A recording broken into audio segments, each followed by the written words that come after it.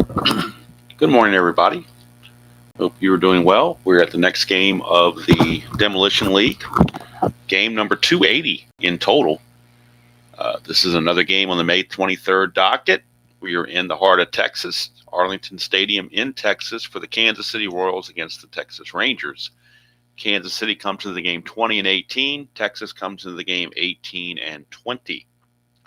Kansas City fighting it out with the White Sox and the A's for first place in the West. Texas having their struggles, but they're hanging in there. They're only a couple games back of Kansas City. Get a couple of wins, and you're right back in it. Hello, Jeff. Good to see you. And as you know, got to have my coffee. And that is good coffee. No question about it. That is good coffee. Charlie Hough on the mound for the Texas Rangers against Bud Black for Kansas City. Hough was 18-13 real world, 3.79 ERA. He is 7-1 on the replay, doing very well in the replay. I guess he's getting good run support. Plus, his ERA is a little bit lower than what it was in real world. And Bud Black, 8-6 with a 360 earned run average. He started the season in the Kansas City bullpen, but since has gone to the rotation. So, see our lineups here. George Brett is on the injured list. He will be gone for about, I don't know, at least 30 days, probably. I think it's mid-June when he comes back. I'm not sure the exact date, but he'll be out for a while. So Kansas City has brought up to replace him Bill Pecota. But Pecota's not starting in this game. He's on the bench. Texas against the lefty Black is going to load their lineup with right-handed starters. Browers in center instead of McDowell. We got Kunkel at second instead of Jerry Brown. So it's a couple of right-handers in there. Now, the last time we had Texas, Don Slaught had, I think it was 4 pass balls. He does have a pass ball rating of 16. So we're going to see if that shows up again or not. I don't know. Charlie Hough has a wild pitch rating of 8, balk of 13. So that's possible that this could be going on again. You never know. Pitcher-catcher quotients, +1 for Hough and Slaught. As Huff's a 0 and Slaught's a +1. Black has a +2. He's a +1, and Jamie Quirk's a +1. So Black enters the game 2-3. Hough enters 7-1. Ballpark effects, singles and home runs both are 11 for lefties and righties. So 11's a magic number for everybody. Hello, Chuck. Good to see you. All right, so I think we are ready to go. We've got the game up on the Strat computer ready to put it into play as soon as we get it going here. Let's get the full numbers on Hough before we get going. He's 7-1 with a 3.03 earned run average. His ERA real world was 3.79, so he's almost a full point less on the replay. 71 innings pitched, only 51 hits, 26 walks, 50 strikeouts. So Hough has been pitching his tail off. To be 7-1 on a team with a losing record is if you take his record away, they would be 11-19. So, kind of speaks right there. All right, here is Willie Wilson on the replay. Wilson is hitting 309, 2 homers, 8 driven in. He hit 279 real world. Switch hitter batting left-handed, 3-4. That's a pop out to first base. So Wilson will pop it up to O'Brien to start the ball game. 1 away, that brings up Kevin Seitzer, the third baseman. Seitzer hitting 264, 7 home runs, 25 driven in. He's hitting 323. Oh, yeah, 323 real world, I should say. 310, and that's going to be a fly to left. Pete Incaviglia will haul that in, 2 down.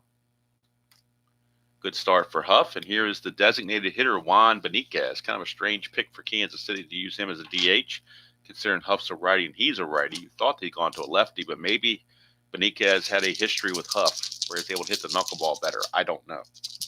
All right, Beniquez hitting 253 on the replay, 4 homers, 21 driven in. He had 251 real world. 6-3, ground ball pitcher X. Hough is a 1 E6. Now, the cards don't tell you what his defense is, but the computer tells me he's a 1 range, and it does have the E6. So with a 1 range, you know he's going to get to it. We're just looking at the E6 portion.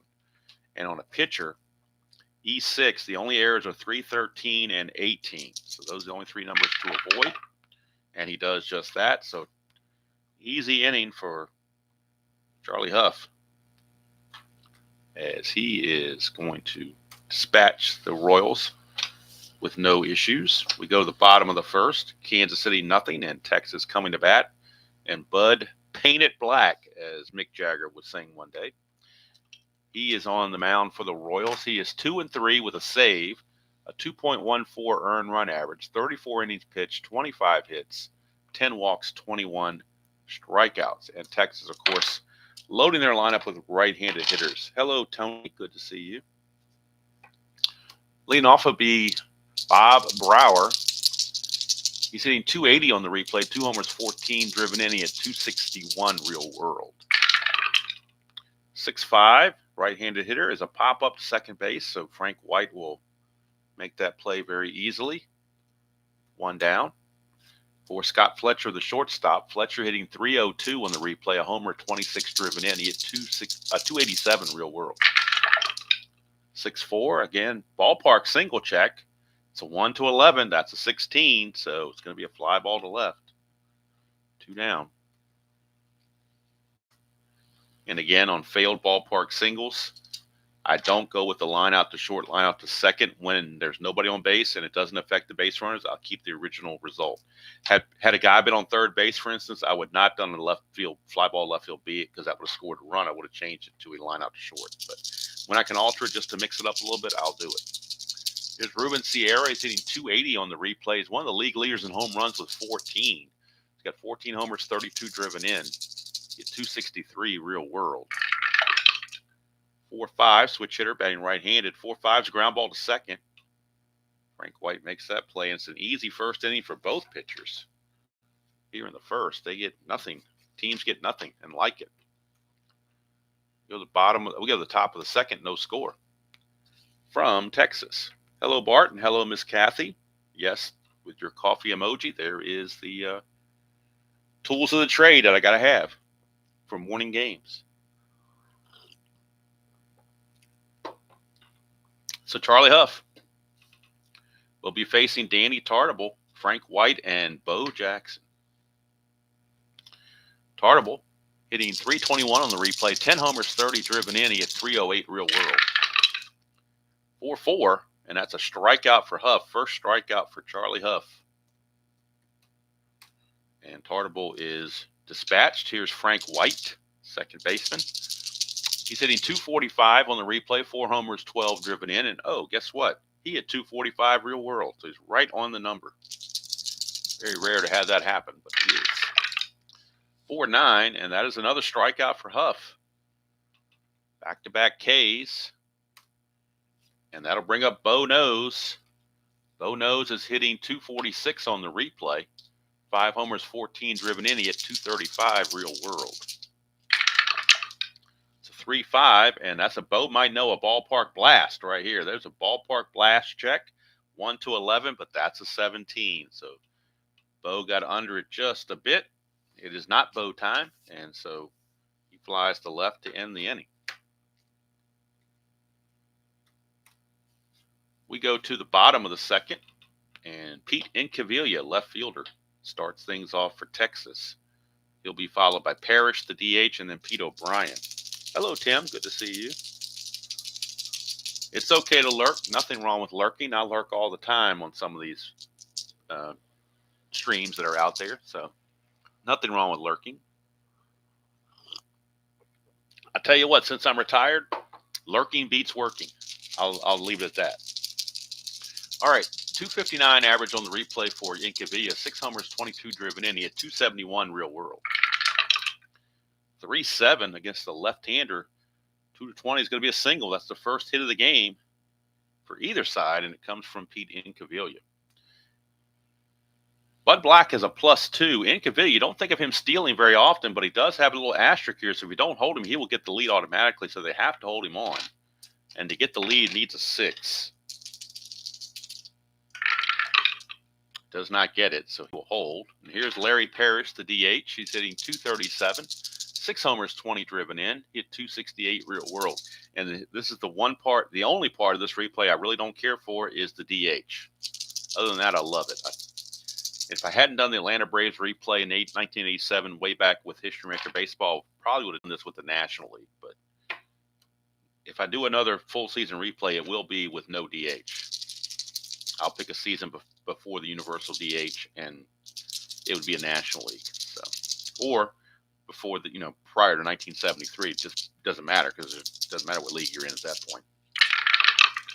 310 for Parrish against the lefty, and that's a strikeout. First strikeout for Bud Black. One away. For Pete O'Brien, lefty on lefty, he's hitting 343 on the replay. 9 homers, 26 driven in. He only hit 286 real world. Nothing on the Havoc. 1-6, and that's a single to left field. With the ball hit to left field, Incavilla will hold at second base. So first and second, one out for Mr. Passball himself, Don Slaught. See what Slaught's doing on the replay. He's hitting 274, 6 homers, 18 driven in. He hit 224 real world. Double play candidate, however. 4-5, and that's a ground ball second base C, so the runners are actually going to advance on that. Frank White's only play was to first base. So second and third, 2 outs, clutch situation for Steve Buechele. Third baseman. Buechele on the replay hitting 246, 4 homers, 19 driven in. He hit 237 real world.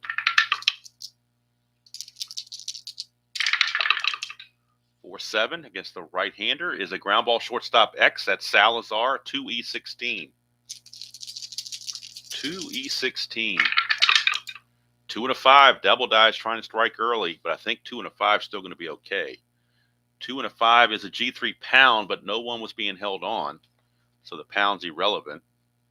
And this is a total of 13, and Salazar is a 16. So we got E16 and a 13. There's a 14 there, but no 13. So Salazar is able to make the play. And Texas is going to walk away empty-handed here in the second inning. At the end of 2, no score from Arlington Stadium. But Black pitches out of the mess.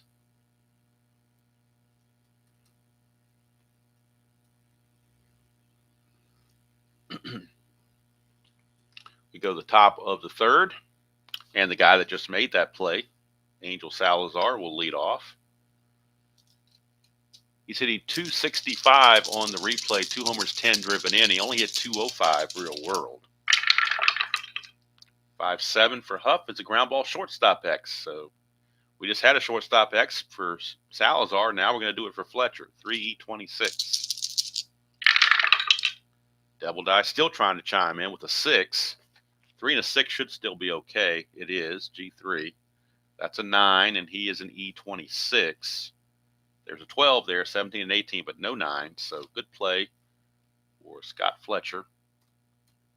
And that will take care of Mr. Salazar. Brings up Steve Bye-Bye Balboni. Balboni on the replay is hitting a paltry 138. 6 homers, 12 driven in. He had 207 real world, but hitting 138 and 123 at-bats. 1-7, and he's going to strike out again. That is his 39th strikeout of the season for Mr. Balboni. 3rd strikeout of the game for Hough. And bye-bye Balboni goes bye-bye. Here's Jamie Minnick quirked, and he is hitting 267 on the replay. No homers, 8 driven in. Hit 236 real world. 5-9 to the lefty. He's going to strike him out. So Hough, his 4th strikeout. And Hough has sent him up 9 up and 9 down here in the first 3 innings, and really just improving on his already really good 1987 replay results compared to real life. All right, Jeff Kunkel will step up for the Texas Rangers. He's playing because of the lefty on the mound. Kunkel, in 23 at-bats on the replay, is hitting 304, no homers, 3 driven in. He only had 32 at-bats in the full season, so he's almost near the end.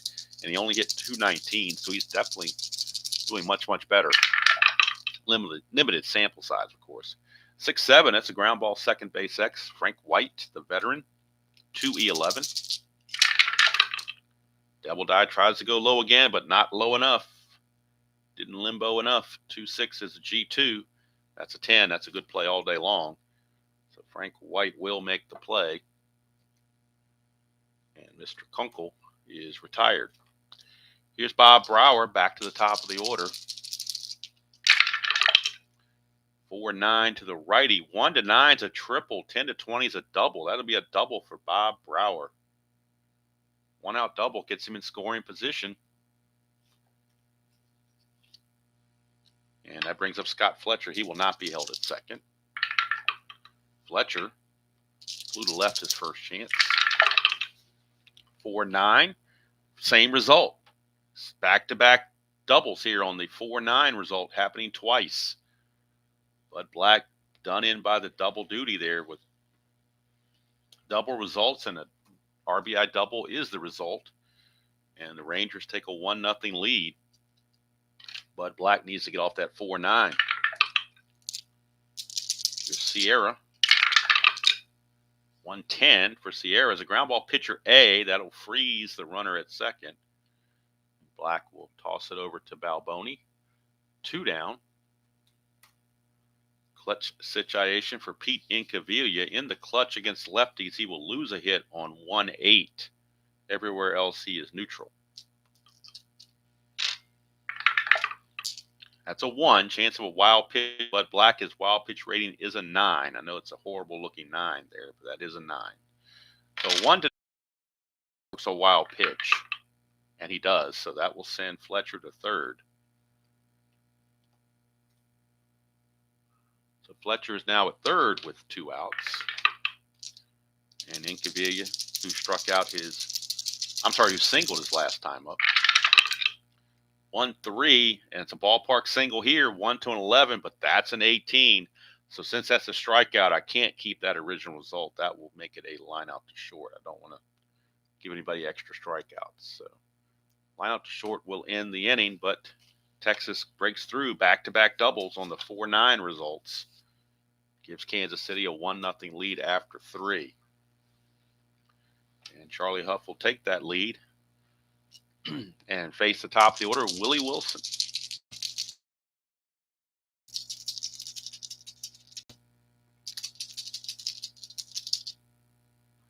Willie Wilson popped to first his first time up.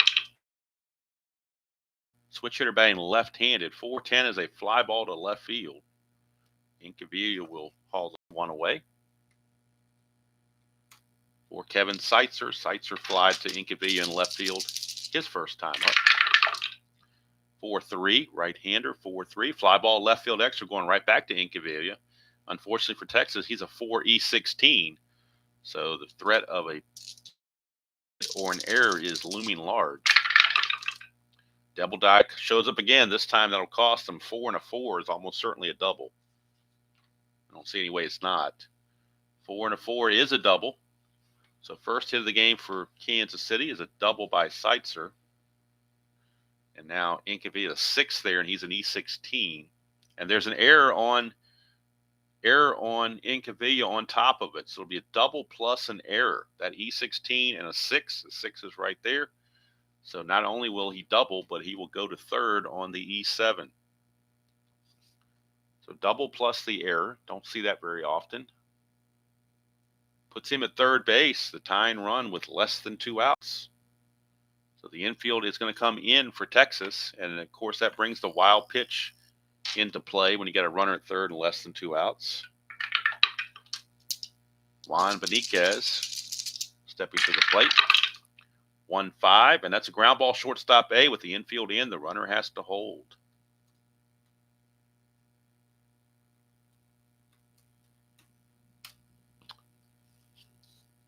So Seitzer had to hold at third base with 2 outs now for Danny Tartable. Clutch situation for Tartable. In the clutch against right-handers, he loses hits on 2-8 and 2-9, 3-10. So 3 places he will lose hits.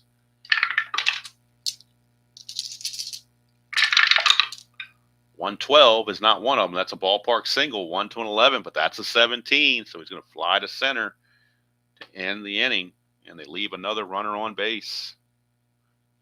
Leave a runner on third with less than 2 outs and cannot bring him home. So we go to the bottom of the fourth. Still 1-0 Texas.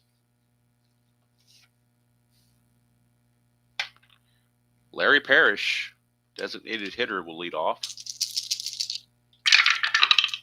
6-5, and that is a pop-up to second base. Frank White is there, one away.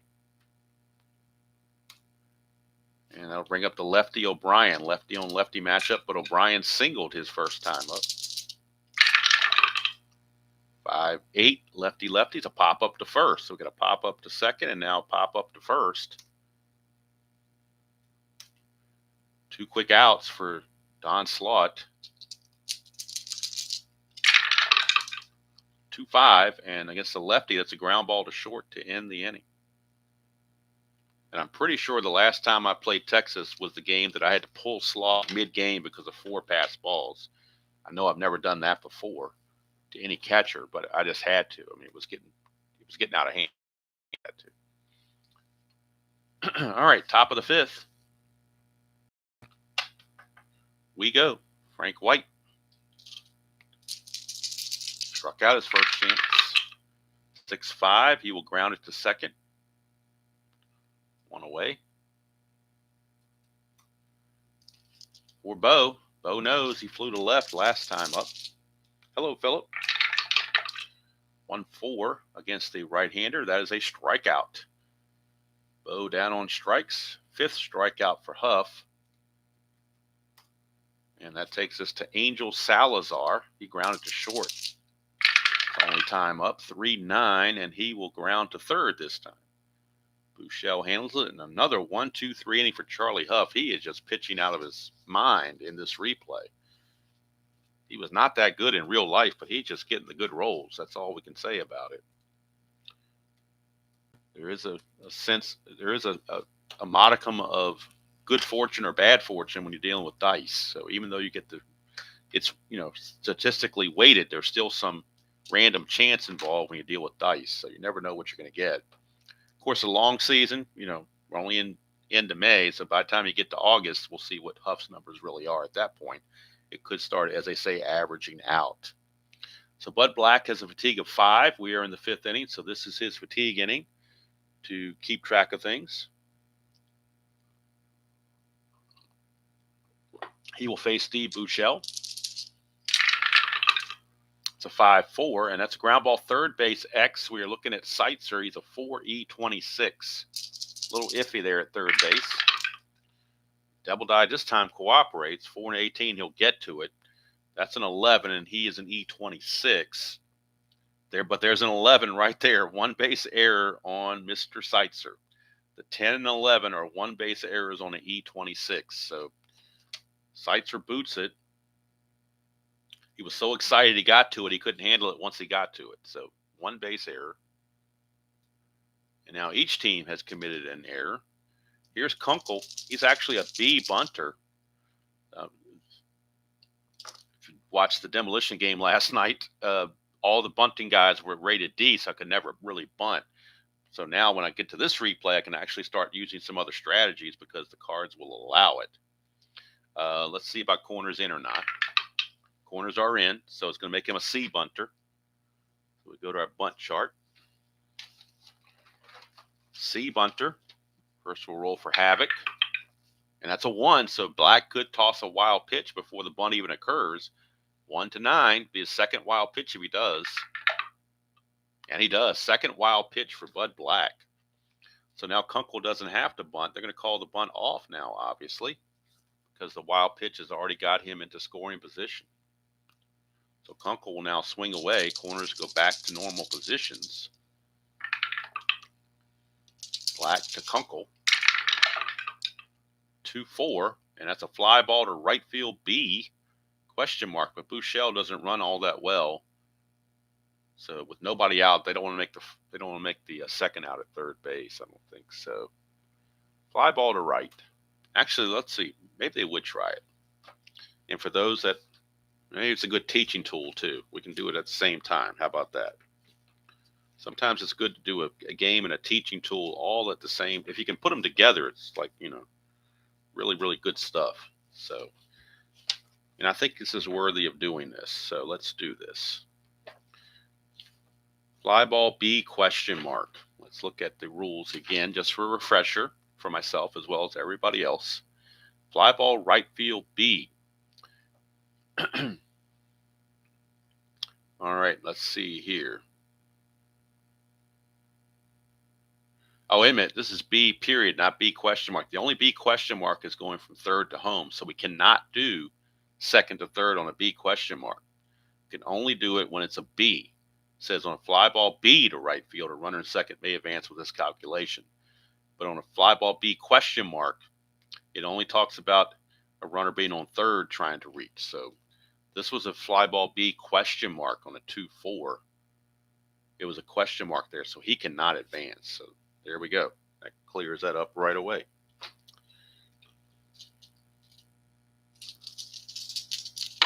All right, so that's going to bring up the top of the order and Bob Brower.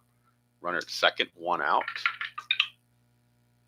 Almost had another wild pitch chance there. Brower doubled his last time up.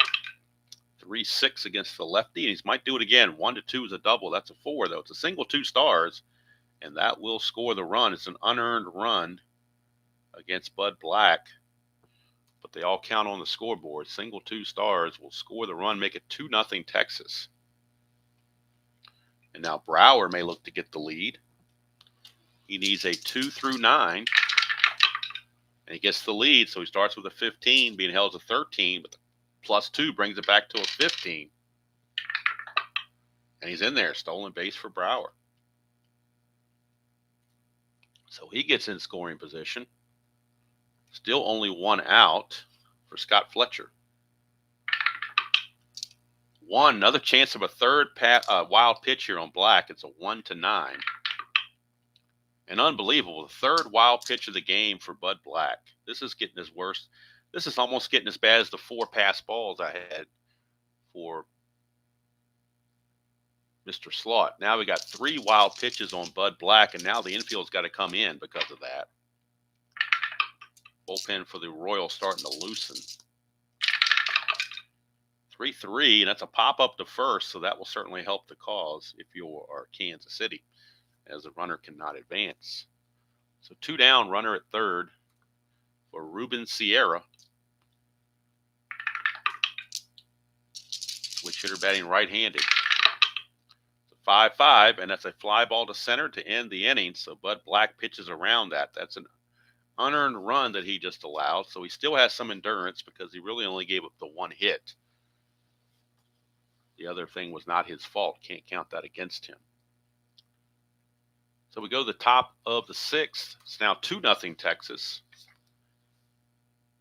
And due up for Kansas City. Bottom of the order, Balboni, Quirk, and Wilson. That's a 2-2 for Balboni. That's a low max to third base. Nobody else was on, so no double play needed. Just a line out to third. 1 away for Jamie Quirk. 5-7, left-handed. Ground ball, second base X. We're at Kunkel. That's a little bit on the iffy side. He's a 3 E41. 3-20 is good, but that's a 4, and he's an E41. Don't really check many E41 second basemen, so this will be interesting. E41, the 4 is not an error. 3 is an error, but not a 4. So Kunkel was able to make that play, and there's 2 away. 2 up and 2 down for Willie Wilson.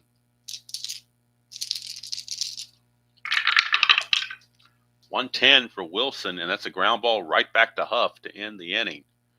So through 6 innings, Hough has a 1-hitter going, and they lead it 2-0.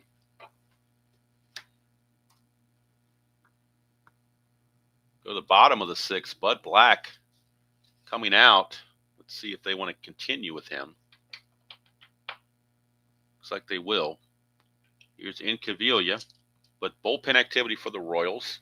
Let's look at their bullpen and see who they have, who has the most rest, or who needs the rest, or who needs the work, or whatever. Don't want to overwork somebody if I can avoid it. I'm going to try to keep them on pace with what they did real world. Steve Farr is about average. Jerry Don Gleaton needs some work, but he's a lefty. Gumpert is way overused, so I'm not using Gumpert. And Quisenberry is a little bit overused. So Farr and Gleaton are the two that would make the most sense. Steve Farr and Jerry Don Gleaton would be the two we would go to. But bullpen can actually use a little bit of rest, so they're going to see if Black can keep it going. 1-4 for Incaviglia. That's a strikeout.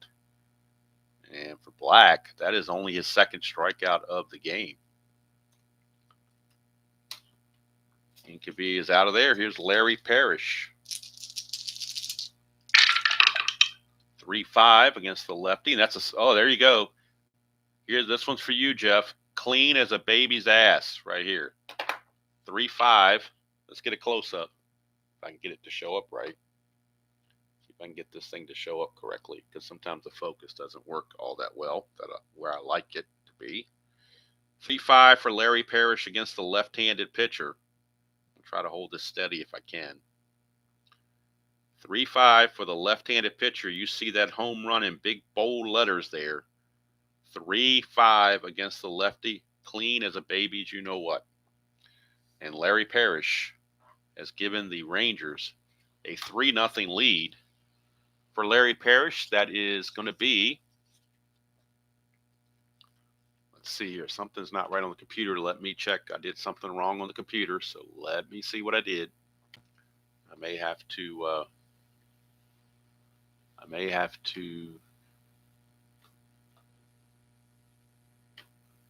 the home run's good. That's not a problem. I just want to make sure there's something that happened last inning that I didn't do.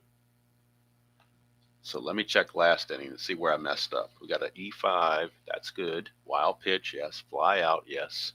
Single, yes. Stolen base, yes.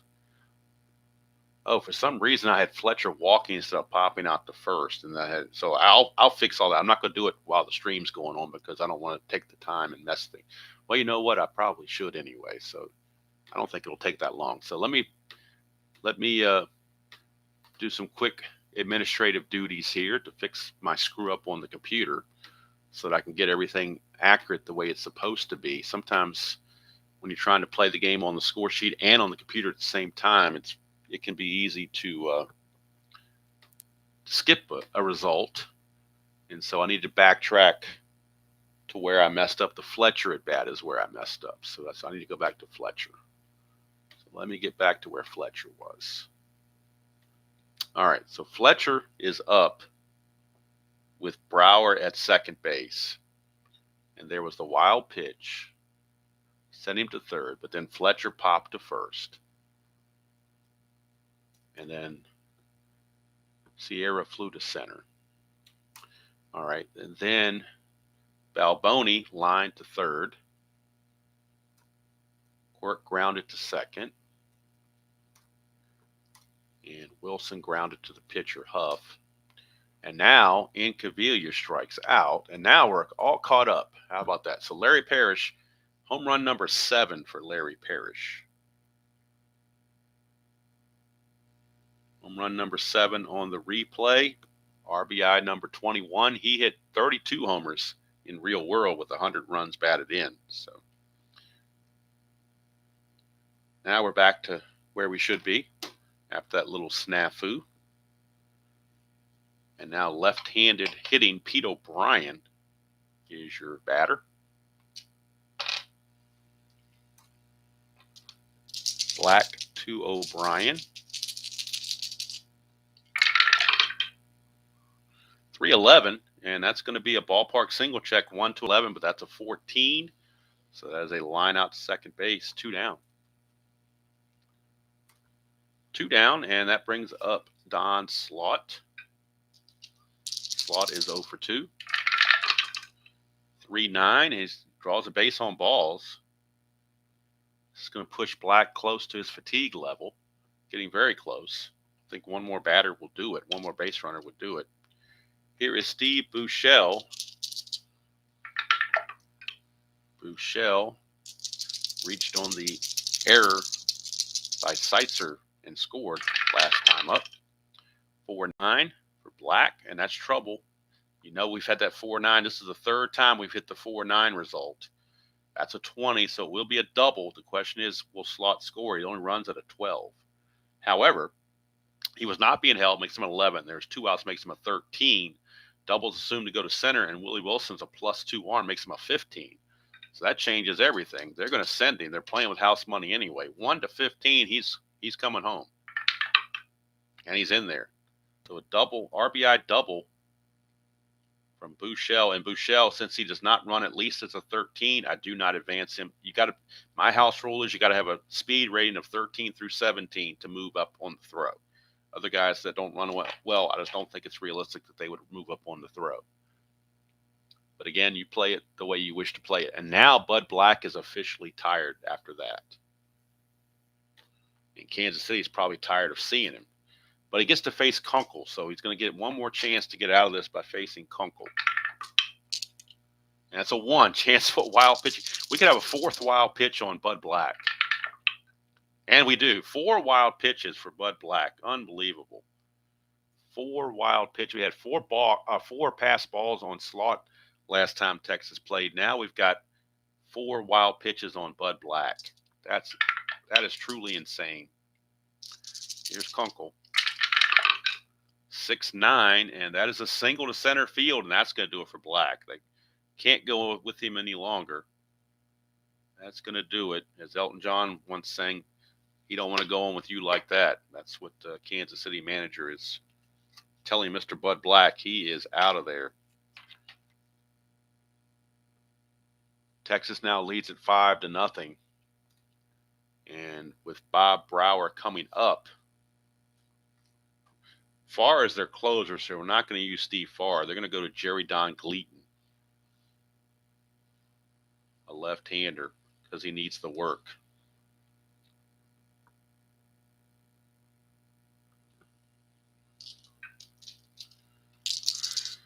All right, let's see. Gleaton, real world, he was 4-4 with a 4.26 earned run average. Let's see what he did, or what he has done so far on the replay. And the Oakland A's are loving this result. So are the White Sox, because it's helping them against the Royals. Don Gleaton is 0-1 with no saves, a 4.76 earned run average, 6 innings pitched, 8 hits, 2 walks, and 4 strikeouts. Kunkel at second, 2 down, not being held. 5-0 now, Texas. They put 3 runs on the board. 1-6, so I didn't have Brower's card up there. That would help, wouldn't it? 1-6, he struck him out.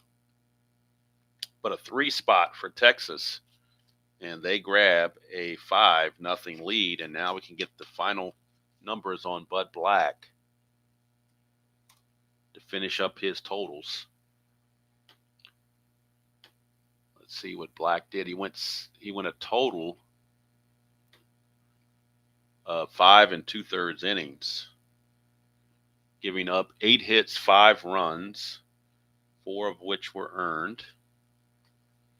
As this run here, the previous inning was not earned. 1 walk, 2 strikeouts. And now Charlie Hough starting the top of the 7th. This is his fatigue inning, so we'll keep an eye on that. But he's got a 5-0 lead to work with, so there is wiggle room there.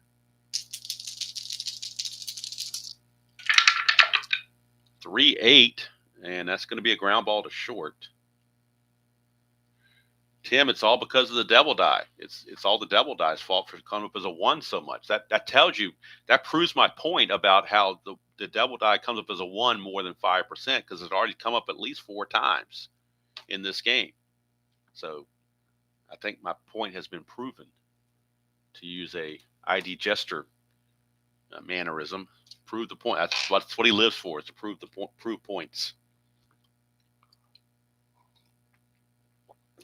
That's why he does his rants. All right, here's Beniquez. 1-4, and that's a 1-5 triple. 6-20 is a single. Double die comes up low again with a 2.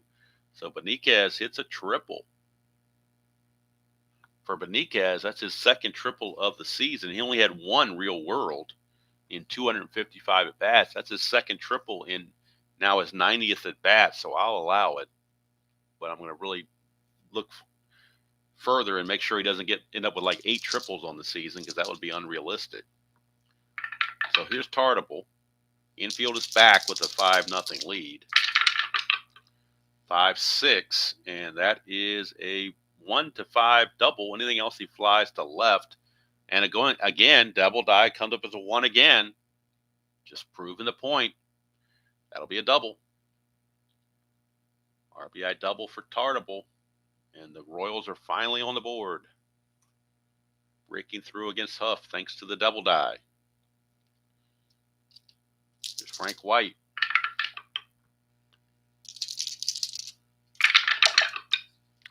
That's a 6-11 for White.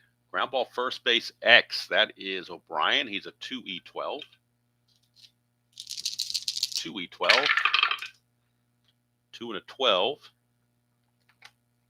2 and 12 is a G1, but the runner at second, he's automatically going to get third base. That's not even an issue. That's a 9, and he is an E12. There's a 9 right there on an error. How about that? E3 on O'Brien. Should have been an easy play, but a one-base error puts runners on the corners. One-base error will put runners on the corners for Bo Jackson. See what Bo knows. And look what came up again. That's at least the 6th time, at least the 6th time that I can think of that it's come up already. And that's ridiculous. I need to go back and watch this stream at the end and do a tally of all the D20 results on every single roll for the entire game, and to see just how many times, what the percentage is on that one coming up, because it's out there again. So Hough, wild pitch rating is an 8.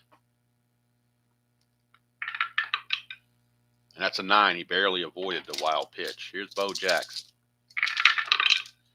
5-2, and that's a fly ball right field B. It'll be a sacrifice fly.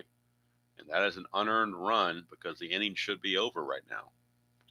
But a sacrifice fly from Bo Jackson cuts the lead to 5-2. And Angel Salazar, the batter. Runner at first, 2 down.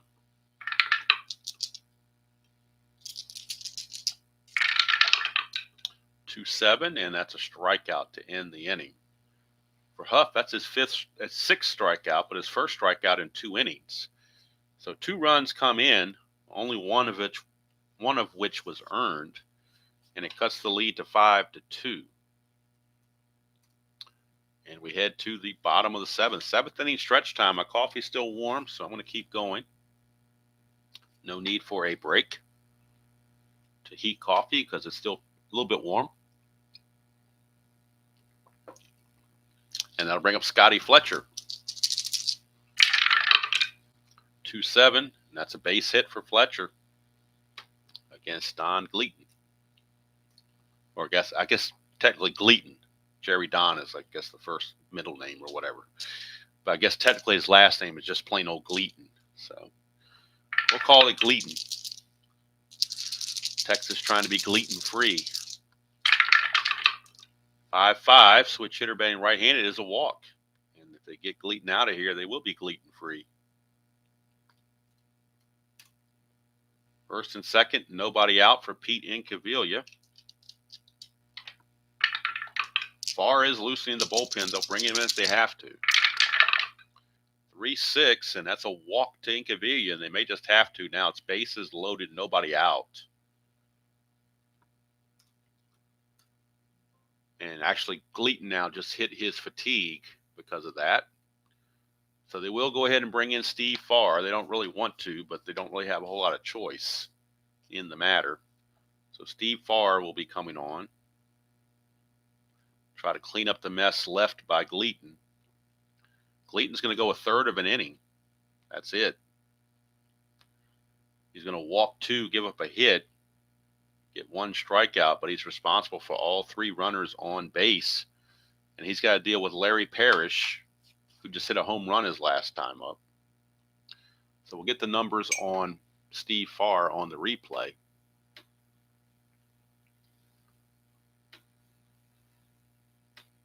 As again, Gubiza and Quisenberry are overworked, so they kind of have to go to Steve Farr here.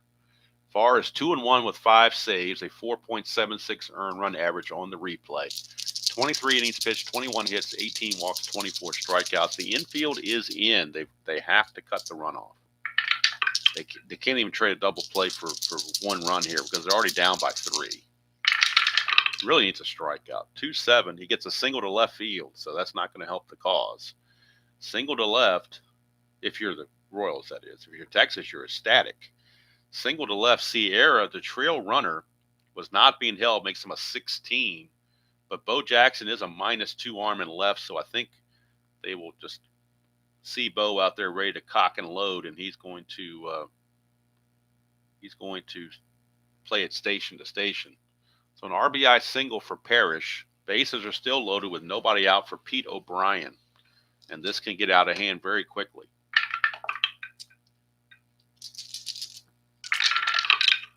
.410, left-handed. Ground ball, second base C. The infield, of course, was in.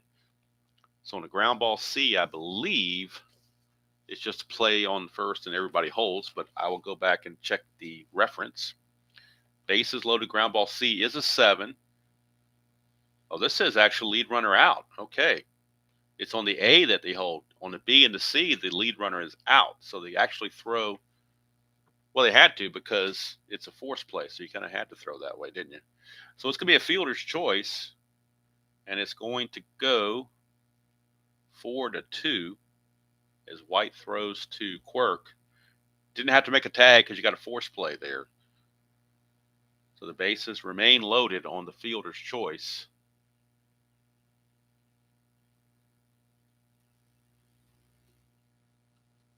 Four to 2. And that brings up Don Slaught.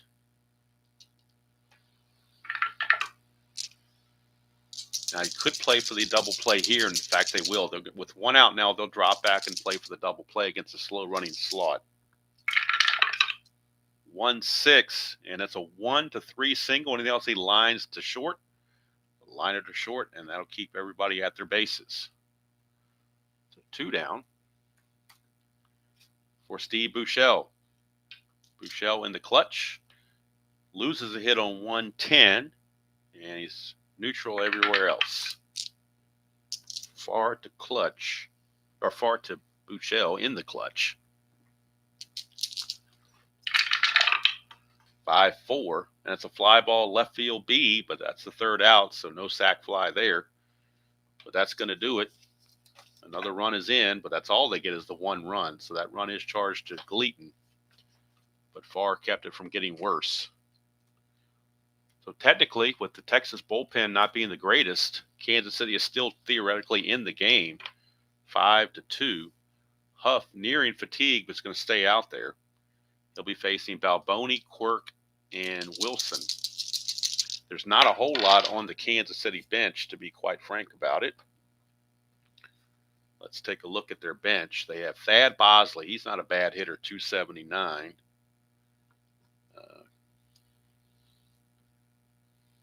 .279 hitter, so he's not too bad. George Orta, not very good at 180. Those are the lefties. And then you got right-handers, Larry Owen, 189. Bakota, 276. He's not too bad. Hal McRae, 313. Buddy Biancalana, not very good at all. So they're going to hit, I believe, Balboni's 207. So they're going to pull Balboni. And they will use Bill Bakota to try to get something started. Bakota will pinch hit for Balboni. Seitzer will move from 3rd base to 1st base, and Bakota will take over at 3rd base. So Bakota will get the pinch hitting call. He was called up when Brett was injured. So he'll be at pinch hitting in the 8th and play 3rd base in the 8th. So bye-bye doesn't like getting pinch hit for, but bye-bye was 0 for 2 with a strikeout. So can't really complain when you do that kind of, when you hit that way. And Pacoda will come on and hit. And we might get a pinch hitter for Quirk as well. I think Thad Bosley is going to hit for Quirk. All right, so here's Pacoda on the replay. He's hitting 200 in just 20 at bats. He hit 276 real world. It's 4-7, and that's a ground ball second base X. We're looking at Kunkel, 3E41. 3 and an 8 should be okay. 3 and an 8 is a G3. That's an 11, and Kunkel's an E41 at second base. E41, and the 11 sitting right here. There's the error on Kunkel. Kunkel will boot it, and Pacoda is at first base. Third error by Texas. So far, it hasn't really hurt them too badly. So Quirk will be pulled, and Thad Bosley will pinch hit, and Larry Owen will come in to catch. So Bosley, real world 279 pinch hitter. He will come in and pinch hit. And Larry Owen will come in and do the catching in the 8th inning.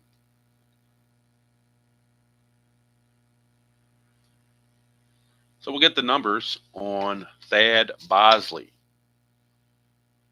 No relation to Tom Bosley of Happy Days fame and Father Dowling fame. Let's see. Thad Bosley. On the replay, Bosley is hitting 220 in 41 at bats, 2 homers, 7 driven in.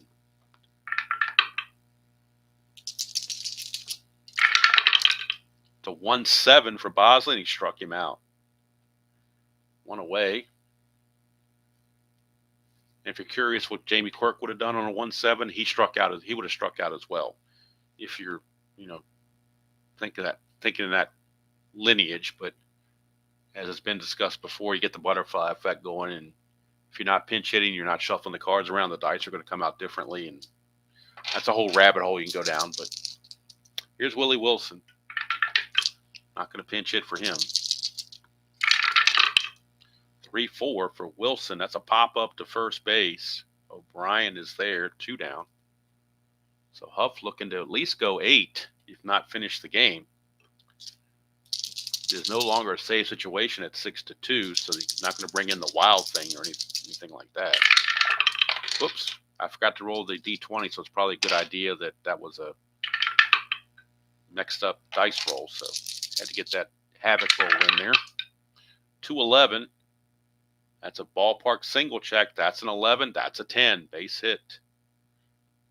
1 base advancement, so Pacoda will stop at second base. That's going to bring up Juan. I did it again. What did I mess up on this now? Let me fix this. I didn't include, I think I missed the base hit. Let's see what's going on here. Pacoda reached on the 1 base error, did he not?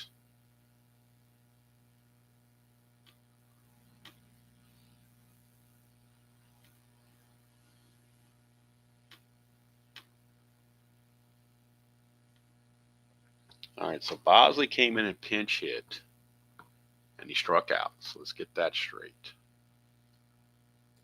That was out number 1. And then Wilson popped to first for out number 2. And then Seitzer singles, first and second. There we go. Now we're straight. Now we're straight for Juan Beniquez. Beniquez tripled his last time up.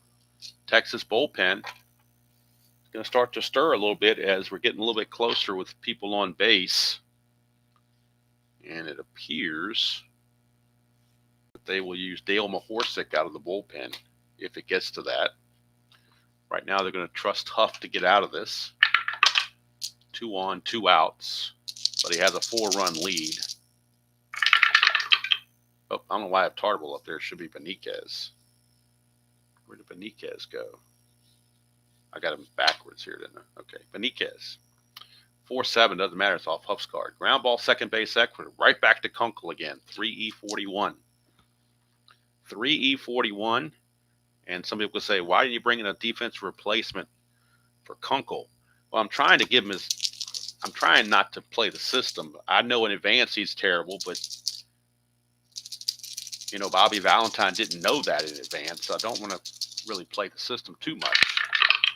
3 and a 3 though on the double die. That's going to be a base hit, no doubt about it. 3 and a 3 is a single 1-star. It's going to load the base, or yeah, it's going to load the bases, assuming there's no error.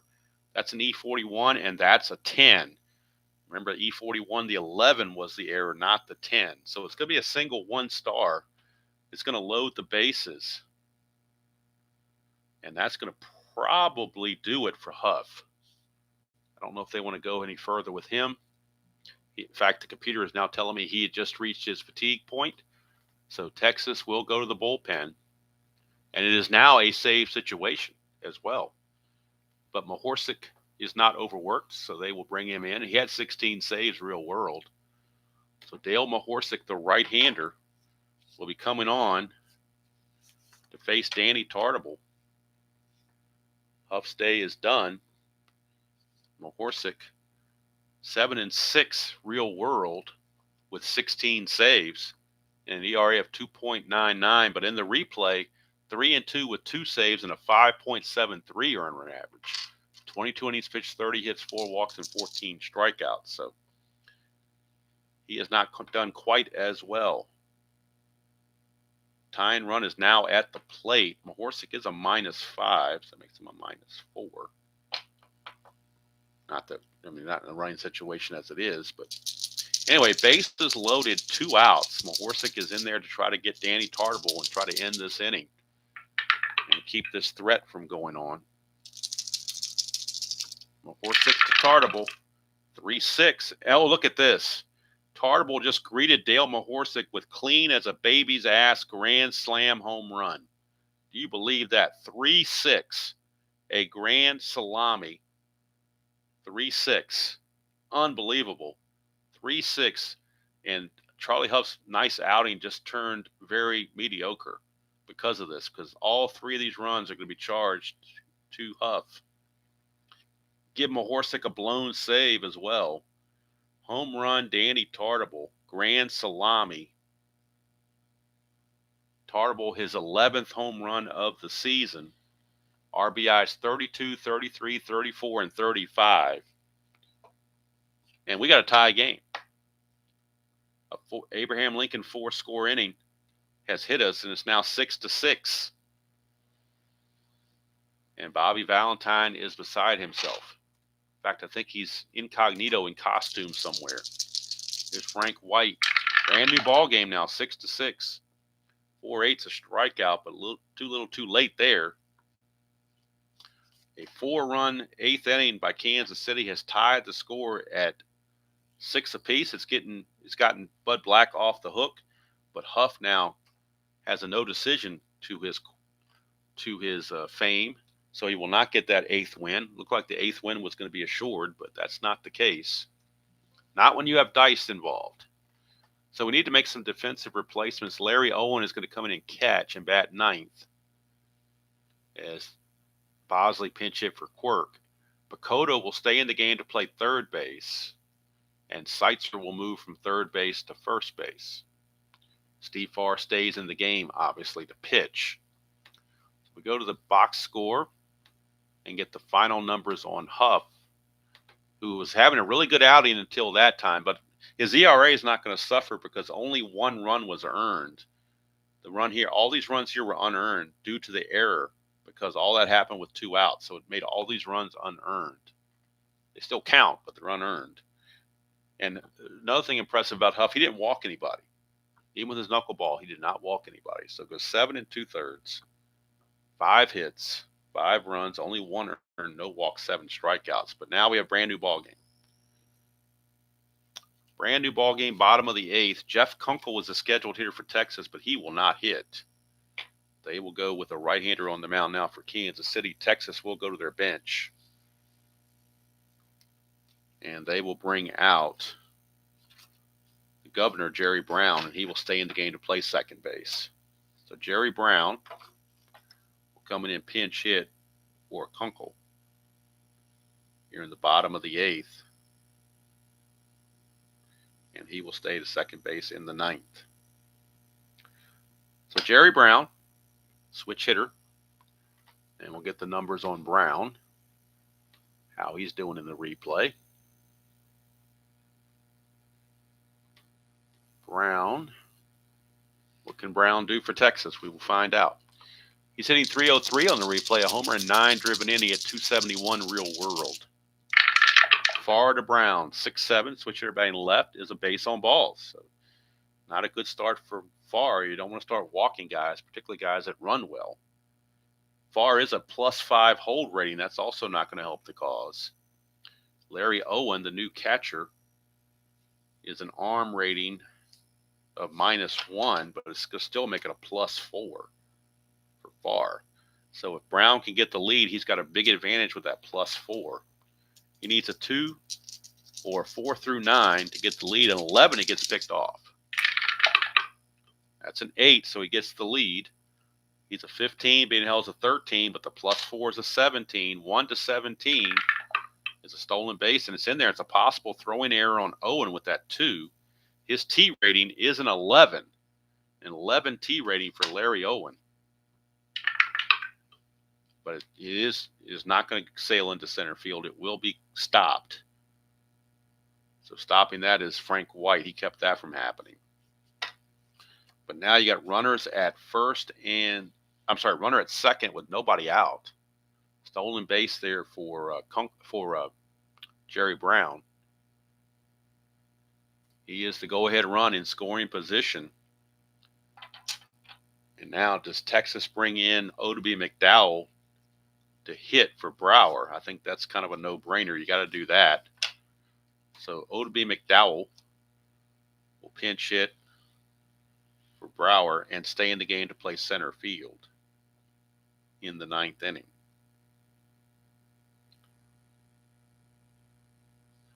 So Oddibe McDowell.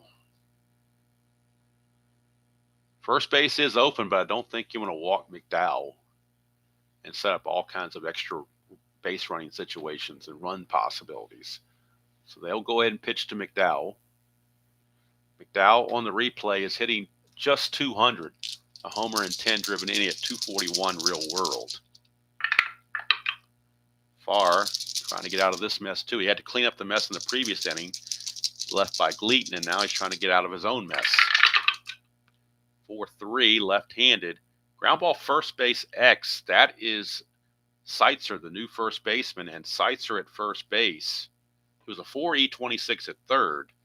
At first base, he's a 3.E16, still better than what Valboni was. He's a 3.E16 at first base. 3-20, he'll get to that as a G1. That's a 10. I don't think there's any errors on 10s. There are not. So it's going to be a 3-1 put out as he flips to Far covering, but going to third with only 1 out now is Jerry Brown. So McDowell, even though he did not get a hit, he moved the runner up, which was key. And now the infield's going to have to come in. Runner at third and 1 out for Scott Fletcher.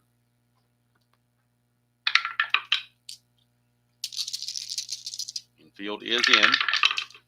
4-7. 1-14 is a single. That's an 8. Doesn't matter about the infield being in. That's a base hit. And Texas has reclaimed the lead 7-6. RBI single for Scott Fletcher. He is aboard for Ruben Sierra.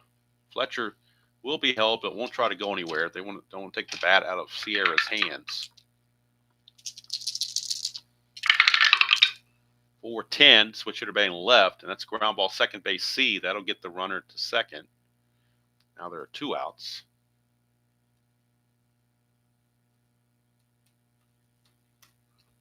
And it's going to be up to Pete Incaviglia. Runner at second, 2 down, looking for an insurance run. 6-12, and that's a strikeout for Farr. Dot there, but he's not tired. But the run comes in, and Texas will take a 7-6 lead into the bottom of the top of the ninth, rather.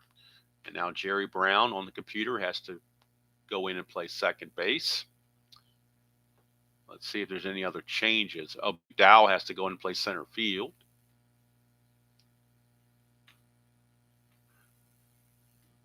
And the last change that they're going to make is that this guy will come in and pitch. The wild thing, Mitch Williams, will come in and try to save it. Mahorsic went a third of an inning, gave up the big hit and the home run that blew the save, but he could get the win. Could vulture a win from Hough for himself. So the wild thing, Mitch Williams, will be on to face Bo Jackson, Angel Salazar, and Bill Pacoda. Although for Salazar, it's a good bet we might see Hal McRae. But first things first, let's get the numbers for Mitch Williams on the replays. 0-3 with 7 saves, but his ERA is 7.80 in the replay. Real world, his ERA was 3.23, but he has not had a good replay. But you got to keep putting him out there. He's your closer. So Mitch Williams, 15 innings pitched, 13 hits, 18 walks in his 15 innings to go with 23 strikeouts. So the base on balls has definitely been his bugaboo. So it's going to be Jackson, and then it looks like Hal McRae will probably hit for Salazar, assuming they have a shortstop. Yeah, they have Buddy Biancalana. So Hal McRae is going to hit for Salazar next, and if it goes to the bottom of the ninth, they'll bring in Biancalana to play short. So Hal McRae,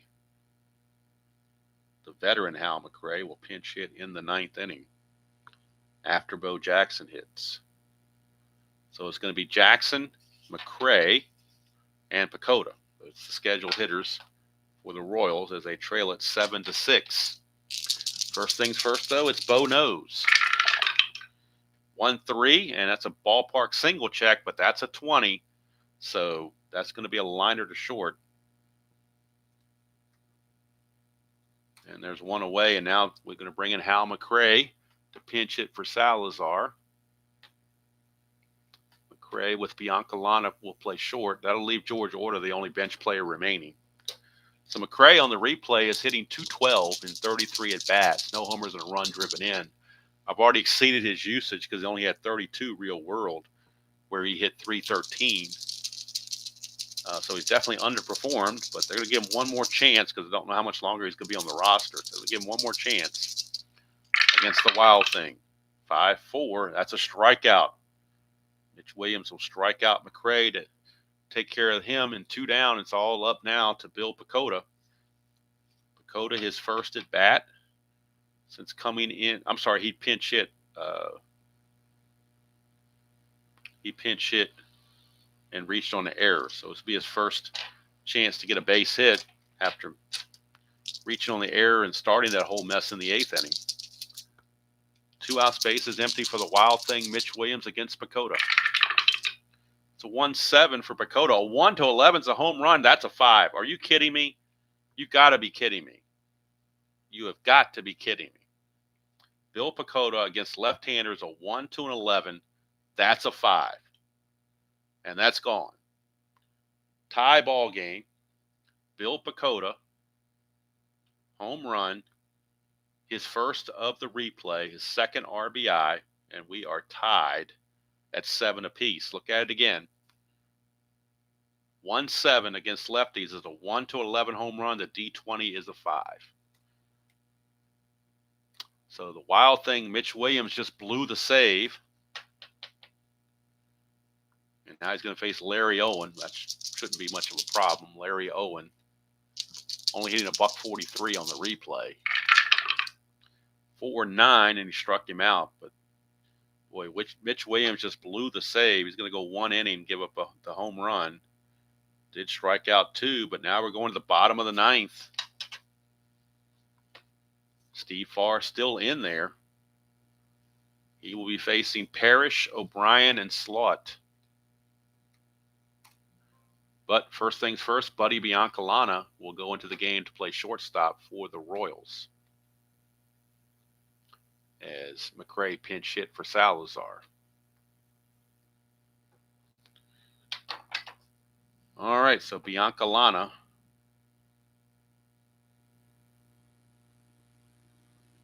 is now at shortstop in the 9th inning. And let's check Biancalana's rating at shortstop, which is terrible. He is a 3E88, according to this. A 3E88. And the computer confirms it. 3E88 for Biancalana at shortstop. Not exactly expounding a lot of confidence there, but they were trying to get the offense, so sometimes you sacrifice defense for offense. So Biancalana, a 3E88. Keep that in mind for shortstop X chances. Hello, K-Fan. Didn't see you there. All right, so bottom of the 9th, tied at 7. When it was a 5-0 game earlier on, it looked like it was going to be a cakewalk. But you got to remember the Texas bullpen is not very good. So here's Parrish against Steve Farr. Bottom of the 9th, tied at 7. 3-7, and that is a 1-15 single. That's a 9. That'll be a leadoff single for Larry Parrish. Now, do they pinch run for Parrish? Because he only runs at a 10. And they could use some speed out there. Let's look at the bench and see who's available. They do have Curtis Wilkerson who can run. He runs at a 15, so they will bring in Wilkerson to run, and Wilkerson will stay in the game to DH if it goes extra innings. But right now, Wilkerson will get the call to pinch run. He runs at a 15, whereas Parrish only ran at a 10.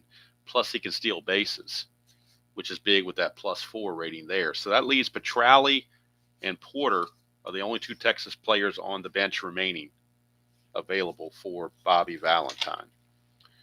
But with Wilkerson here, he's going to try for the lead. So Wilkerson pinch running. Didn't think you could have all these moves with the DH game, but you can. So Wilkerson will pinch run. And he's going to try to obtain a lead. He needs a 2 through 8 or a 10. So pretty much anything he can do, he can get the lead. That's a 9. That's the one number that didn't get him the lead. If he got a 9, 11, or 12, he would not get the lead. And he found a 9, so he does not get the lead. But he still runs at a 15, so they've still got to hold him on, which could be beneficial as well. If you had Parrish out there, they wouldn't even have to hold him on, and that opens up the pound chances and whatnot on the X chart. So, up now, Pete O'Brien. Not much of a bunter, so they're going to have him swing away. 2-7, and that's going to be a 1-7 single. That's a 14. He lines it to second base. Out number 1. And I think I said something earlier in the stream about this game here saying, unfortunately, we don't have a close game going on. Well, we got a close game going on now, so I stand corrected. Had to eat my words. Here's Don Slaught. It's a 3-7 for Slaught. He strikes out.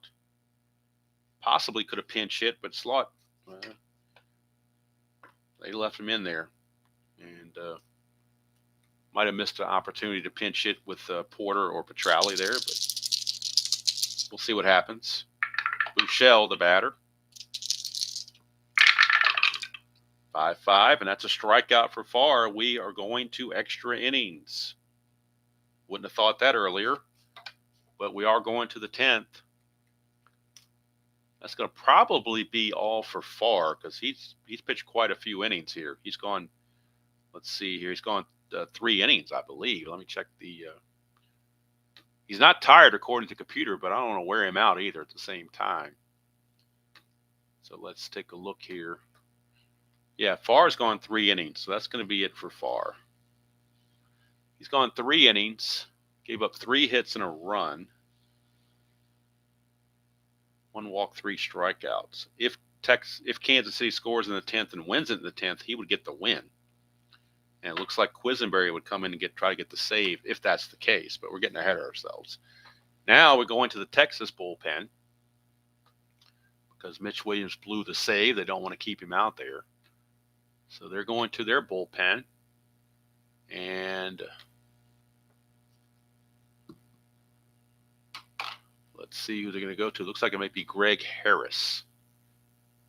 Right-hander Greg Harris. 5-10, 4.86 ERA real world.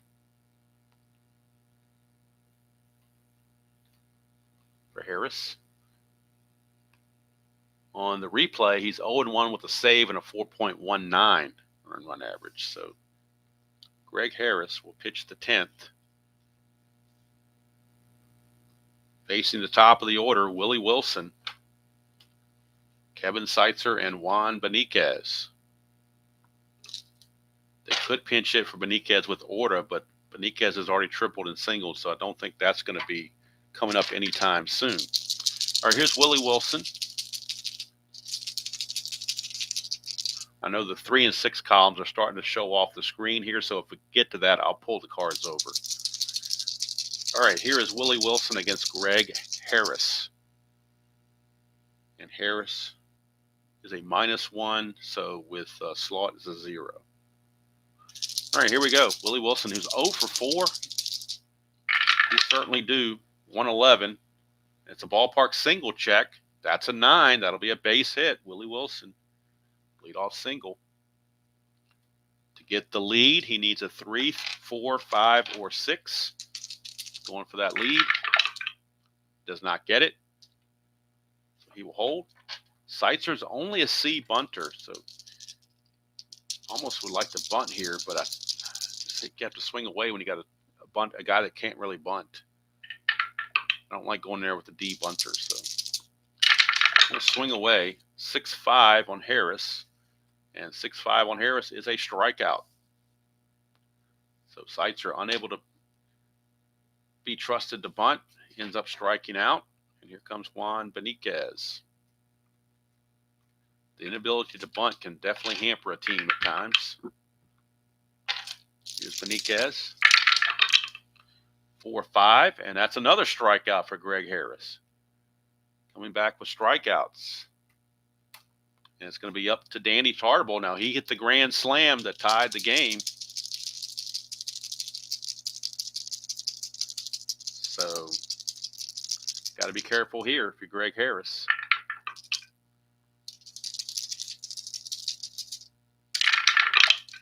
4-8. That's a ground ball shortstop X. That is Fletcher, a 3E26. 3 and a 5. Double dice trying to strike again. 3 and a 5 is a G3 pound, but the shortstop's not responsible for holding the runner, Wilson, so he does not fall into that category. With a right-handed batter at the plate, it is the second baseman who's holding, not the shortstop. So this does not turn into a single 2 stars in this case. That's an 11, and he is an E26. E26, there's a 12, but no 11. So good play for Fletcher, and that's going to end the inning. So Dan Quisenberry will be coming on for Kansas City.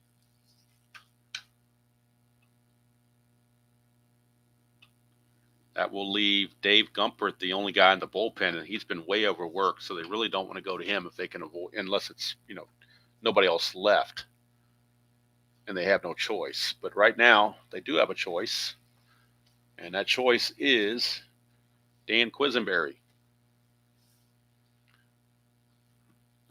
So we'll see what Quisenberry has done on his numbers on the replay. Bottom of the 10th, we go. The Quiz, the veteran. Veteran Quisenberry. On the replay, 3-1 with 2 saves and a 2.37 earned run average. 19 innings pitched, 23 hits, 2 walks, 5 strikeouts. Real world, he was 4-1 with 8 saves and a 2.76 earned run average. So he's still quite effective in 1987. He'll be facing the governor, Jerry Brown, followed by McDowell and Fletcher. That's a 5-7, and that's a ground ball. Second base X, Frank White. He's a 2E11.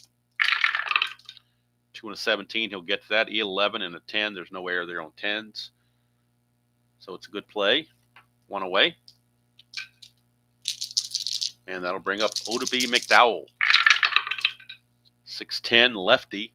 Fly ball center field X. That is Wilson. He's a 1E1. So you know he's going to get to it. And the only way a center fielder makes an error on an E1, I believe, is a 17. Yep, 17. You got to avoid 17. And he does. So good play for Willie Wilson. 2 down, and that brings up Scott Fletcher. 5-11. It's a ballpark single check. 1 to 11. That's a 6. Base hit Fletcher. That is his 4th hit of the game. 3 singles and a double with a run scored. So if they win this game, he would very likely be the player of the game. If Kansas City wins it, it's going to be Tartabull. I don't care what else happens because they wouldn't even be here without Tartabull's grand slam. Plus, he had an RBI double in the 7th. So Tartabull, player of the game. He might be the player of the game of a losing team. That could possibly be the case, too. Fletcher, Quisenberry's holds a 0. And Larry Owen's arm is a -1. So he's a -1. Fletcher, to get the lead, needs a if I can get my throat, I might need some more coffee here real quick to wet my whistle. Now my coffee has gone kind of cold. That's all right. 2 through 6 or a 10 to get the lead. 8, he's picked off. That's an 8. He gets picked off. Do you believe that Quisenberry just picked him off to end the inning? He rolled the 8, and that's the number on the right side of the slash. So picked him off, and we will go to the 11th inning. Quisenberry, the cagey veteran, picks him off. Caught him leaning, and he gets picked off with Ruben Sierra on deck. That was a no-no right there, but it happened. So Greg Harris back out. I'm going to go, since we're so far over this side now, I'm going to go ahead and move the cards over this way instead of having to slide them back and forth. We are going to the 11th inning of a 7-7 tie. Here is Frank White, and White on the replay on the game is 0 for 4 with 2 strikeouts. So he's definitely due. Definitely due, no question about it. All right, what's going on my computer? I haven't been doing stuff on the computer like I should be. So let me fix what was going on here. All right, somehow Brown got on second base, and he shouldn't be there. Let's get all this stuff together here. All right, Brown grounds to second. I don't know how it gets mixed up like this. McDowell flies to center. Fletcher singles, but then gets picked off. And now we're back up to speed.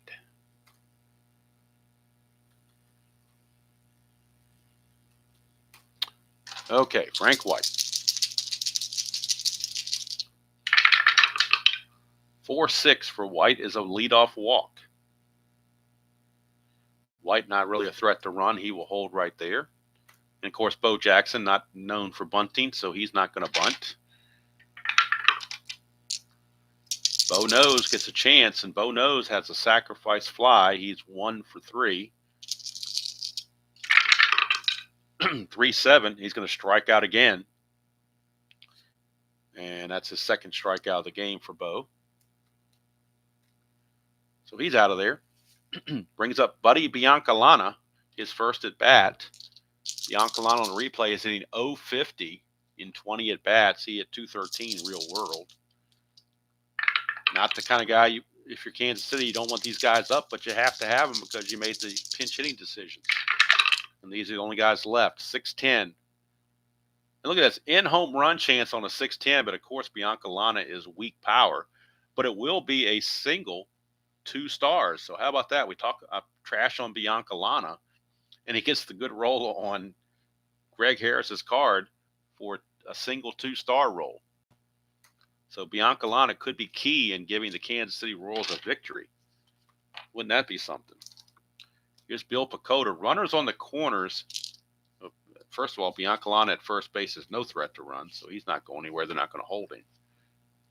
Do you play the infield in, or do you play for the double play is the question. He does have quite a few pluses on here, so if you play that column 1, if you play in, that plus is going to turn into a single. But if you, I actually, you know what, I'm not going to look at the card because I don't want to play the system. What would they do in real world? I think they play the infield in myself. That's what I think Bobby Valentine would do. So that's what we're going to do. We're going to play the infield in, plus on the cards be damned. We're going to play the infield in. 3-6, and that's a strikeout, so it's a moot point anyway because it gets a strikeout. 2 down, and now the power hitting Larry Owen. You got to go with him because you have no other catchers, so you're stuck with Larry Owen in this case. But if you get a result off the pitcher card, you got a chance. And they do. 4-7, 1-4 single. That's a 16 though, so he lines to short to end the inning. But they almost got to Greg Harris that inning. We go to the bottom of the 11th, still 7-7. Quisenberry back out for his second inning of work. He'll be facing Sierra, Incaviglia, and not Parrish. It would be Kurt Wilkerson because he came in a pinch run for Parrish. So this is actually Wilkerson, who's the DH. All right, so Sierra, he does lead the league in home runs with 14, so you got to be careful about him walking this thing off on the very first at bat. 6-9, switch hitter batting left is a fly to center, so it won't do that. That was a big hurdle for Quisenberry to get through. Here's Incaviglia. He strikes out a lot, but he's also got the home run power, so you got to be careful there. 1-7, and there's the strikeout. You can count on it. That's the hat trick for Incaviglia. He struck out 3 times now. And that'll bring up Kurt Wilkerson for his first at bat. He's hitting 300 on the replay in 20 at bats. He hit 268 real world, a homer and 2 driven in. Switch hitter. 3-12, and that's a foul out to Owen to end the inning. And we will head to the 12th. Score still tied at 7.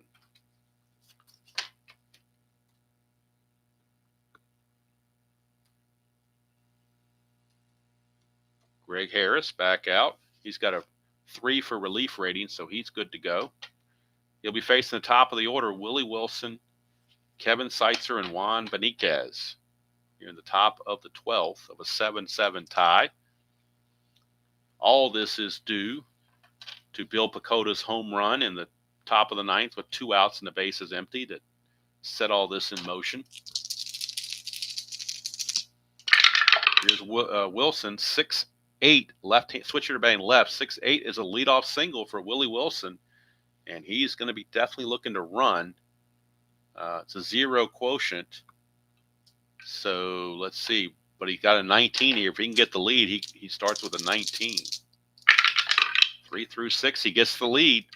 So it's a 19 being held to 17. 1-17. There he goes. And he's in there. Stolen base for Willie Wilson. So Wilson, let's see what he's done on the replay as far as steals go. Bring up his stats really quickly. In real world, he stole 59 bases, got caught 11 times. On the replay, that's his 12th steal. He has yet to be caught in 12 steals. So he is yet to be caught. 12 for 12 on stolen bases. But you would wonder, with the rating here of a 19, how he got caught 11 times is beyond me. But maybe they were pickoffs or something. I don't know. Here's Kevin Seitzer. Runner at second, fast runner at second. Willie Wilson will be held at second base. He runs at a 17. They will hold him on to try to keep him from getting a big lead on a base hit. 5-8 is a strikeout for Harris. That's a huge one. That keeps the runner right at second base with no advancement. And here's Beniquez. He has tripled and singled and been in the middle of both of these rallies in the 7th and 8th innings. Wilson at second, 1 out. Beniquez 1-8 for Beniquez, and that's a fly to left. It would have been a clutch hit, but there are not two outs. The runner is in scoring position, but there are not two outs, so the anti-clutch or the positive clutch does not change this to a hit. The fly ball to left field will hold as the result, and now there's 2 away with Wilson at second base. And now they will not hold Wilson on because with 2 outs, he gets a +2 advantage and pretty much going to score on a base hit anyway, so they want to knock everything down. Now, Tartabull is your batter, and first base is open. With Frank White coming up next, they do not want Tartabull to beat them, so they will give it Tartabull the intentional walk. And if Frank White walks him off, so be it. Well, it wouldn't be a walk-off anyway because it's a visiting team, but if he brings on the winning run, so be it. They are not going to let Danny Tartabull beat him. So Frank White is going to come up, and White on the day is 0 for 4 with a walk. So he's been struggling. Hitting just 238 on the replay now. First and second, 2 outs. And Frank White the batter. 6-5, struck him out. He's not tired yet, so the strikeout is good. And that's going to do it for the Royals. We go now to the bottom of the 12th, where Quisenberry will come out. And basically, it's these 2 guys going to pitch till their arm falls off, I suppose. Here's Pete O'Brien. He will lead off. He'll be followed by Slot and Buechele. Now, you could pinch hit for Slot with a left-hander, and that's what they may do. So let's see what happens with O'Brien first. 3-7, and that's a fly to center, 1 away. And now they're going to pinch hit for Slot. They're going to bring in, let's see, they're going to bring in Gino Petralli. He was a 302 hitter real world. Slot was 224. So they will bring in Petralli to pinch hit, and he will stay in the game to catch if it goes to the 13th. So Gino Petralli. So how about that? It's a DH game, but I made my 9th move. 9th non-bullpen move, pinch hitting defensive move. Gino Petralli. So he will pinch hit here in the 12th, and if it goes that far, he will catch in the bottom or top of the 13th. So let's bring in Petralli on the computer and see what he's done on the replay. Petralli, and that will leave Darryl Porter as the only bench player remaining for Texas. Petralli is hitting 283 on the replay, no homers, 7 driven in. He hit 302 as I showed real world. Switch hitter, 4-4. And look at this, in home run chance 1-5. That's a 17. It'll be a double for Gino Petralli. Gino Petralli hits a double. Can't pitch run for him because the only guy they got on the bench is Darryl Porter, and he's slower than Petralli is. So kind of stuck with Petralli there. Buechele, your batter, followed by Kurt Wilkerson. I'm sorry, by Jerry Brown. So you could walk Buechele, but that wouldn't be smart because I think Brown's a better hitter. So they're going to go after Buechele. That's a 5-6, and that's a fly ball to center, 2 down.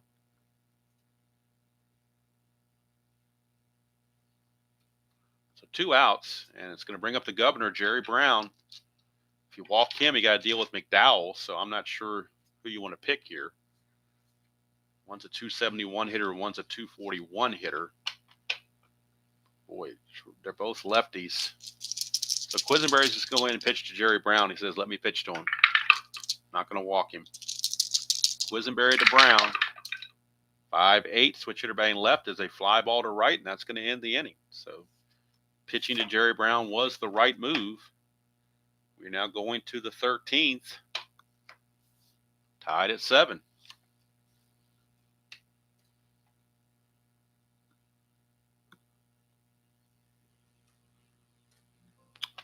All right, and now Petralli needs to be put into the game on the computer as the new catcher. So Porter, the only one on the bench for Texas, and George Orta, the only one on the bench remaining for Kansas City. So they're running out of options. They're pretty much stuck with who they have. And who they have right now is Bo Nose to lead off the top of the 13th against Greg Harris. 3-5. And look at this, ballpark blast. It's gone. Bo knows how to hit a home run. 3-5 is a ballpark blast. 1 to 11, that's a 6. Bo Jackson. Do this to kind of fill in the gap here. Bo Jackson, a home run, his 6th of the season, RBI number 16, and the Royals take the lead for the first time in the game. They lead it 8-7. And the Texas crowd, the ones that are left, are stunned. Here's Bianca Lana, 4-7. And that's a 1-4 single, but that'll be a liner to short. One away. Now, if Quisenberry can give them one more inning, they can possibly win it and steal. I mean, literally be stealing the game to do this. Here's Bakota, 5-8. That's a strikeout. Out number 2.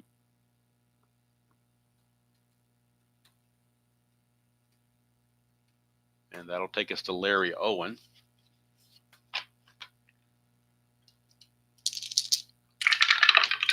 6-5. That's a strikeout to end the inning. But the Bo Jackson home run has given the Royals the lead 8-7 as we go to the bottom of the 13th. Last chance for Texas. It's the top of the order. McDowell, Fletcher, and Sierra are your scheduled hitters against Quisenberry.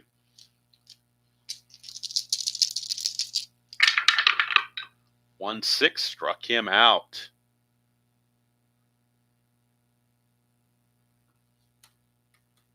One away, and that brings up Scott Fletcher. 5-7 against a righty. Ground ball, second base X. Frank White is a 2E11. Frank White, 2E11. 2-16, he'll get to that. The E11, and that is a 13 on the E11. There's a 15, 17, and 18, but no 13, so Frank White will make the play, 2 down, but now you have the very dangerous Ruben Sierra. You can tie the game with one swing of the bat. Tell you, an out-of-the-box move here would be to walk him intentionally a la Barry Bonds and dare somebody else like Incaviglia to beat you. Boy, just can't. I'd love to do it, but I just can't do it. So we're going to have him pitch to Sierra. 5-6, switch hitter batting left, struck him out, and that's the ball game. Dan Quisenberry mans up and goes longer than usual to get the win. Kansas City comes all the way back from down 4-0 after 6 innings. They come back to win it by the score of 8-7. 8-7, the final tally, and we'll get the box score to give us that final tally. 8, let's see, runs, hits, and errors. 8 runs, 11 hits, and 1 error for Kansas City. 7 runs, 14 hits, and 3 errors for Texas. Kansas City left 7 on. Texas left 11 on. Player of the game, unquestionably Danny Tartable. Tartable, 2 for 5 with 5 runs batted in. So he is the player of the game. Quisenberry went 4 innings in relief. So obviously Farr and Quisenberry will both have to rest next game. So the Royals will be very depleted in their bullpen for the next game. But he did. He went 4 innings. The rubber-armed Dan Quisenberry went 4 innings, gave up just 2 hits and no runs. He gets the win. He will be 4-1 on the replay now. 4-1. Loss goes to Harris. He's now 0-2. Get the numbers on Harris. He also went 4 innings. Gave up 4 hits and a run.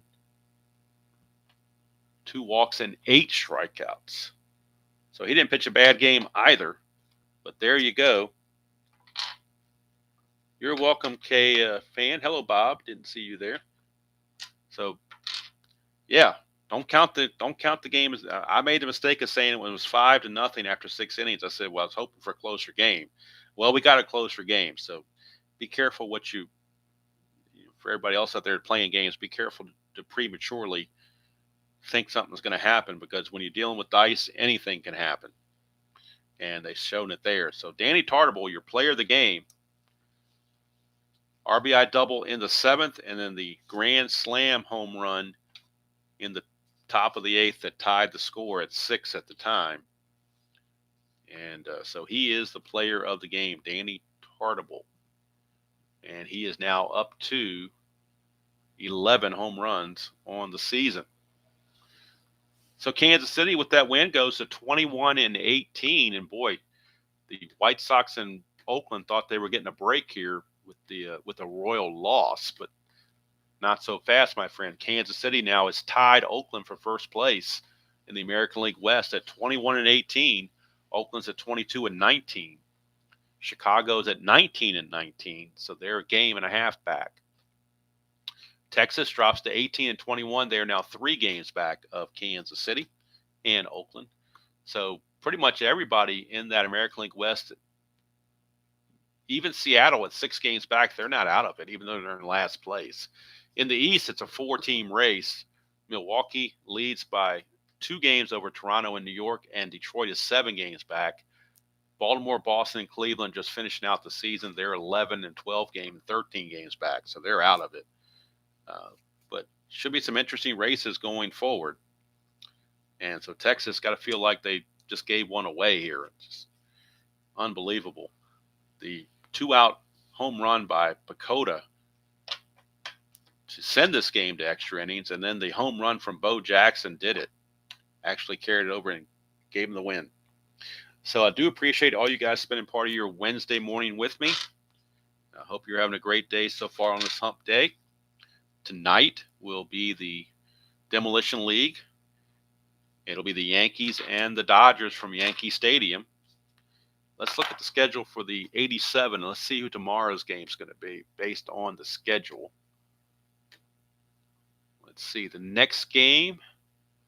Where do we want to go for the next game? Boy. Who do we play in the next game here? Good question. Here are the choices. Cleveland at Milwaukee. I don't think we're going to go there. Detroit at Minnesota is definitely a possibility. Walt Terrell against Alan Anderson.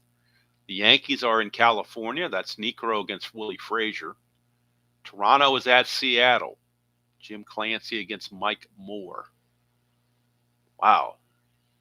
Not sure which direction to go there. I think we're going to head to the Metrodome in Minnesota tomorrow.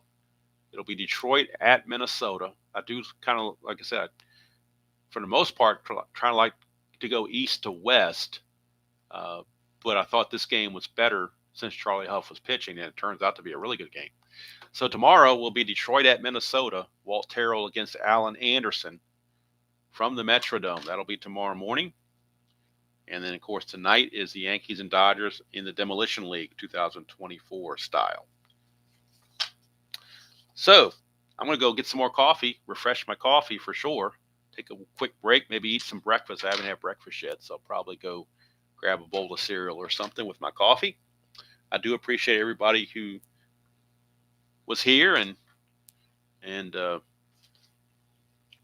kept me company during this ball game and kept me engaged, and for watching this replay and taking interest in this replay from the get-go. Want to keep it going. This was inspired by Jeff. I mean, when he did his 69 replay and whatnot, I felt like maybe, I should try that. So now it is a smaller scale because I'm only doing one league. I'm not doing both leagues. But there we go. Maybe one day I'll try it in both leagues. If I do that, it would have to be pre-expansion where there aren't as many teams. I'd have to, do something maybe from, the 60s or something like that. I don't know. Maybe even the 50s, maybe 55 or something like that. I don't know. I've got that in Strat-O-Matic. I've got 55 in Strat-O-Matic. I've got 41 in Strat-O-Matic. I got 47 in Strat-O-Matic. So I got some older stuff I could do way down the road, but we'll see what happens. But anyway, for Kansas City, I have to make a note that Steve Farr and Dan Quisenberry are both going to be unavailable for the next start. So whoever the starter is going to have to pitch some innings for Kansas City because their bullpen is pretty much down to two guys. Gumpert and Don Gleaton are the only two available in the bullpen for the next start for Kansas City. So let me see who's the next starter is for Kansas City. That should be cute. Kansas City will have Mark Gubiza. So Mark Gubiza better get him some innings is all I can say. Gubiza, his fatigue's a 7, so he's going to be pushed to try to pitch a complete game, I got a feeling. So anyway, that's going to do it from here. Got to clean up this mess with this score sheet and get everything ready for tonight.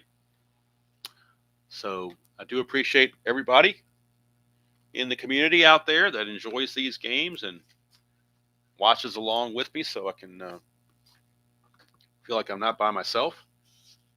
It's always a nice feeling. Sense of community is always a good thing.